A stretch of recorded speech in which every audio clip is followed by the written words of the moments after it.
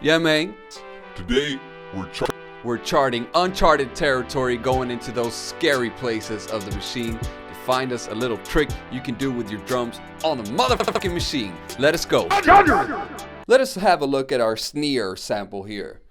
If we go to the right, this is the uncharted territory. You got your effects right here and your filter, the quick effects. Going even one step deeper into the cave, we have all the scary shit right here. The modulation envelope, the destination of the modulation envelope. Even further in, we have the LFO and the LFO destination, and this is where we can have our fun. Now, what in the hell is a low frequency oscillator or a LFO? Maybe you heard about it in the synthesizer world. Well, let me tell you something. It is not too different from the other oscillators that generate a sine wave, a square wave, or a triangle wave. Without getting into the way too technical sides of it, it constantly rides this wave. See, in this here, when we have the pitch assigned to the LFO, that means when this wave rides up to the highest peak, that's when we're going to have the highest pitch, and then it's going to go down, and this is where we're going to have the lowest pitch.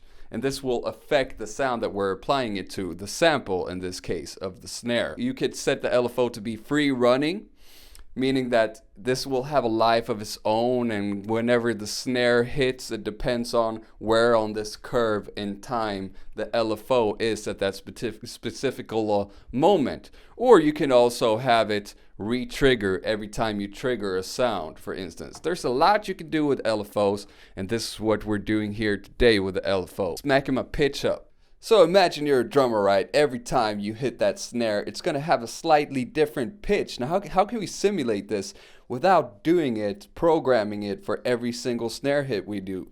Easy. We use the LFO and we crank this pitch here a little bit. To show you an extreme example of what it sounds like, this is a full... That's a little extreme.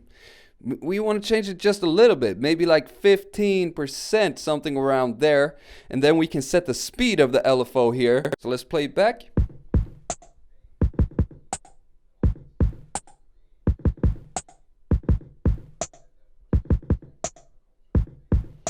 Every time is slightly different, the pitch of it, making for a more dynamic and masterful beat. And I'm saying, experiment with these here parameters, see what you come up with to make a little bit more spice to your drum programming.